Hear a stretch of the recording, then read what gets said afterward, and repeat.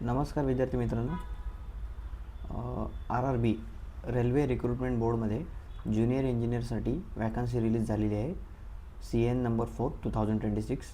आपण बघूयात वॅकन्सी कुठली आहे, किती आहे आणि ॲप्लिकेशन डेट कधीपासून आहे, एंड डेट कधी आहे आणि फी किती आहे. आणि त्याचबरोबर एक्झाम पॅटर्नसुद्धा बघूया. ही ऑफिशियल वेबसाईटवरती तुम्हाला ही जी ॲड आहे ती मिळेल. याच्यामध्ये सर्व दिलेलं आहे ॲडमध्ये. तर आपण फक्त मेन पॉईंट्स जे आहेत ॲडमधले ते पाहणार आहोत. तर याची ओपनिंग डेट ऑफ ॲप्लिकेशन जी आहे ती 14 ऑगस्ट आहे 2026. 14 ऑगस्ट 2026पासून तुम्ही रजिस्ट्रेशन करून ह्या वॅकन्सीसाठी ॲप्लाय करू शकता. आणि क्लोजिंग डेट आहे 13 सप्टेंबर 13/9/2026 13 सप्टेंबर रोजी तुमचं closing for the submission of online application. आणि लास्ट डेट ऑफ पेमेंट आहे ती 15 सप्टेंबर आहे. तर काळजीपूर्वक तुम्ही हा फॉर्म भरा. मी तुम्हाला याबद्दल फॉर्म रजिस्ट्रेशन कसं करायचं, वेबसाईटवर फॉर्म कसा भरायचा हे सुद्धा व्हिडिओ थ्रू तुम्हाला दाखवणार आहे. सध्या आपण फक्त ॲडमध्ये काय काय आहे ते पाहणार आहोत. ठीक आहे. आता ही जी पोस्ट आहे तर ती various post of junior engineer end deputy material superintendent. Okay. तो ये जो पोस्ट है ये लेवल 6 के लिए आया है. ठीक है. तो इसका बेसिक पे 35,400 है ना. और age limit 18 to 33 years. Age limit 18 to 30 years के बीच में कोई भी इसको अप्लाई कर सकता है. और टोटल वैकेंसी जो है 3993. कितना? 3993. तर अशा पद्धतीने 3,993 वॅकन्सी आहेत. बेसिक पे इनिशियल पे जो आहे तो 35,400 आहे आणि लेवल 6ची पोस्ट आहे रेल्वेमध्ये. आणि जे झोन वाईज वॅकन्सी आहेत त्या NXT बीमध्ये आहेत, त्यासुद्धा आपण बघणार आहोत कुठल्या झोनला किती वॅकन्सी आहेत. आता आपण ह्याचा एक्झाम पॅटर्न जो आहे एक्झामचा तो बघणार आहोत की एक्झाम पॅटर्न जो आहे एक्झामचा तो कशा पद्धतीने येणार आहे, त्यानुसार आपल्याला प्रिपरेशन करायचं आहे. हे बघा इथे दिलेले आहे की मेडिकल फिटनेसमध्ये काही स्टँडर्ड्स आहेत. तर ते A3, B1, C1 ह्याचं विजन स्टँडर्ड्स इथे दिलेले आहेत, ते बघून घ्या. मी तुम्हाला PDF शेअर करतो. आणि आता आपण ह्याच्यामध्ये रिलॅक्सेशन वगैरे आहे, एज रिलॅक्सेशन. तर टोटल जे एज ग्रुप आहे 18 to 33 आहे. पण SC STसाठी 5 वर्ष आहे, OBCसाठी 3 वर्ष आहे, एक्स सर्व्हिसमॅनसाठी PWDसाठी. अशा पद्धतीने सर्वांना जे रिलॅक्सेशन दिलेलं आहे तुम्ही इथे पाहू शकता है ना. हा व्हिडिओ पॉज करून सुद्धा तुम्ही इथे पाहू शकता की कुठल्या कॅटेगरी कम्युनिटीला किती रिझर्वेशन दिलेलं आहे. ठीक आहे. आता आपण बघूया की ह्याची एक्झामची फी आहे आणि एज्युकेशन क्वालिफिकेशन काय आहे. तर एज्युकेशन क्वालिफिकेशनमध्ये ग्रॅज्युएट फ्रॉम एनी डिग्री असं आहे. तर त्यामुळे सर्वजण इलिजिबल आहेत. जे ग्रॅज्युएट झालेले आहेत ते सर्वजण इलिजिबल आहेत त्या पोस्टसाठी अप्लाय करण्यासाठी.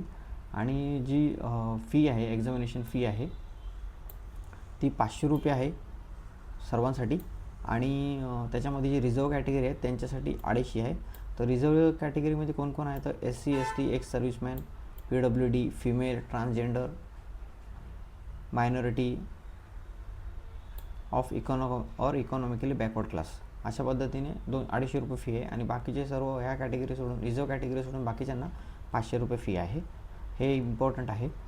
तर त्याच्यामध्ये तुमच्याकडे हे सर्व डॉक्युमेंट्स असले पाहिजे. जर तुम्ही मायनॉरिटीमध्ये असाल, ज्या पण स्टेटमध्ये असाल तर ते डॉक्युमेंट्स तुमच्याकडे असणं गरजेचं आहे. आणि तुमचं जर तुम्ही कास्ट बेनिफिट घेत असाल म्हणजे एज रिलॅक्सेशनमध्ये बसत असाल तर ते तुमच्याकडे कास्ट सर्टिफिकेट पण असणं गरजेचं आहे. तर हे सर्व असं ह्या नोटिफिकेशनमध्ये दिलेलं आहे. आता याच्यानंतर 14 तारखेपासून जे आहे ती एक्झाम आहे, तिची ॲप्लिकेशन प्रोसेस स्टार्ट होईल. तर ह्याची रिक्रुटमेंट जी प्रोसेस आहे ती बघून घ्या. पहिले फर्स्ट स्टेज कॉम्प्युटर CBT होईल, मग सेकंड स्टेज होईल, मग डायरेक्ट मेरिट लिस्ट त्याची फायनल होईल आणि मग डॉक्युमेंट व्हेरिफिकेशन झाल्यानंतर तुमचं मेडिकल एक्झामिनेशन होईल. अशा पद्धतीने 4 स्टेजमध्ये तुमचं हे होणार आहे, ही वॅकन्सी जी आहे फिल केली जाणार आहे. ठीक आहे. तर ह्याच्यामध्ये सर्व दिलेलं आहे की फर्स्ट स्टेजमध्ये क्वेश्चन किती आहेत आणि त्याचे मार्क किती आहेत. तर इथे बघू शकता तुम्ही की नंबर ऑफ क्वेश्चन्स CBT1 आणि CBT1मध्ये मार्क्स आणि किती आहेत. तर मॅथमॅटिक्सला 30 क्वेश्चन असणार आहे 30 मार्काला. जनरल इंटेलिजन्स आणि रिजनिंगमध्ये 25 क्वेश्चन 25 मार्काला. जनरल अवेअरनेसमध्ये 15 क्वेश्चन 15 मार्काला. आणि जनरल सायन्समध्ये 30 क्वेश्चन 30 मार्काला. तर असं टोटल 100 मार्काचा क्वेश्चन आहे, पेपर आहे CBT1 आणि त्याला 100 मार्क आहेत. तर ह्याला 1/3 निगेटिव्ह मार्किंग आहे, 1/4 नाही आहे, 1/3 आहे. हे जरा तुम्ही लक्षात घ्या की 1/3 असल्यास सेम UPSC टाईप ह्याचं जे स्वरूप केलेलं आहे. आणि जे पण कॅन्डिडेट बघा इथे मॅथमॅटिक्स आणि सायन्सला सेमच वेटेज दिलेलं आहे. इंटेलिजन्सला आणि रिजनिंगला कमी आहे थोडं, आणि अवेअरनेस 15 मार्काचं विचारलेलं आहे. तर दिस सेक्शन वाईज डिस्ट्रीब्युशन. ठीक आहे. आता ह्याच्यामध्ये जे क्वालिफाय होणार आहेत, ह्याच्यामध्ये जे ह्या CBTमध्ये जे क्वालिफाय होतील त्यांना सेकंड स्टेजला बोलवलं जाईल. आणि सेकंड स्टेजला जे कॅन्डिडेट बोलवतील ते 15 टाइम्स बोलवणार आहेत. म्हणजे आता वॅकन्सी 3993 आहेत, तर 15 चौक 60, म्हणजे 60 ते 65,000 कॅन्डिडेट हे सेकंड स्टेज CBTला क्वालिफाय करणार आहेत. तर त्याच्यासाठी तुम्हाला ड्युरेशन आहे 120 मिनटं आहे CBT2चं. ठीक आहे. आणि CBT1चं ड्युरेशन आहे ते 90 मिनटं आहे, म्हणजे 1.5 तास. आणि 120 मिनिटं फॉर स्क्राईबचं असेल तर पहिल्या स्टेजला 90 मिनटं, दुसऱ्या स्टेजला 120 मिनटं, म्हणजे 2 तासाचा पेपर आहे. आणि 160 मिनिट्स आहेत ते स्क्राईबसाठी आहेत. ह्याच्यामध्ये नंबर ऑफ क्वेश्चन 150 आहेत. 100 क्वेश्चनवरनं 150 क्वेश्चन झालेले आहेत. आपण बघूया की क्वेश्चन कशा सेग्रेट केलेले आहेत. तर जनरल अवेअरनेस 15 मार्काला होतं, CBT2ला पण 15 मार्कालाच आहे, 15 क्वेश्चन्स आहेत आणि 15 मार्कालाच आहे, वेटेज सेमच आहे. फिजिक्स अँड केमिस्ट्री ह्याच्यामध्ये वेगळं केलं आहे बघा. याच्यामध्ये 15 क्वेश्चन 15 मार्क्सला आहेत. बेसिक्स ऑफ कॉम्प्युटर ॲप्लिकेशन, कॉम्प्युटरचं 10 मार्काचं आहे, 10 क्वेश्चन्स असणार आहेत त्याच्यावर. आणि basics of environment and pollution control हे पण 10 क्वेश्चन असणार आहेत 10 मार्काला.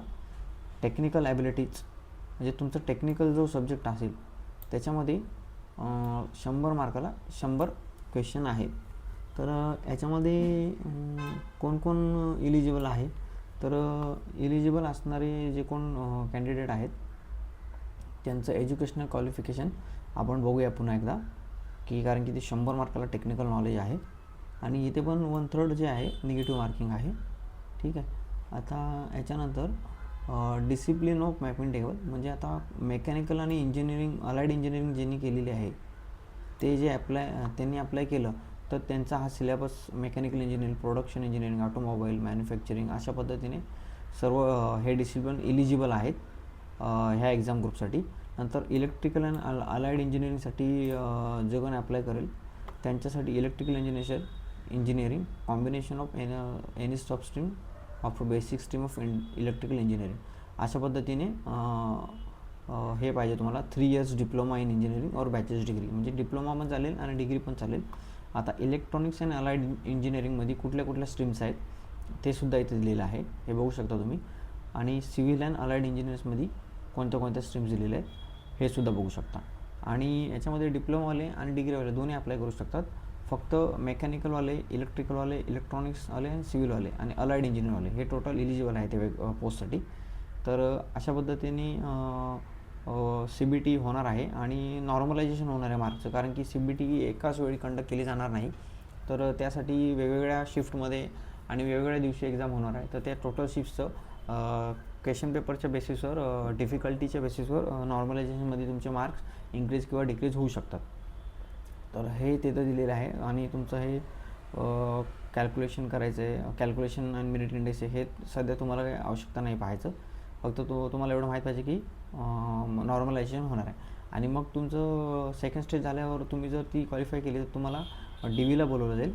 आणि DVमध्ये बोलवल्यानंतर जे आहेत ते equal to the number of vacancies, म्हणजे 4,000 जण, 3,393 जण आहेत ते शॉर्टलिस्ट केले जाणार आहेत आणि तेवढ्याच जणांना DVला बोलवलं जाईल. ठीक आहे. तर मग ह्याच्यानंतर DV झाल्यानंतर तुम्हाला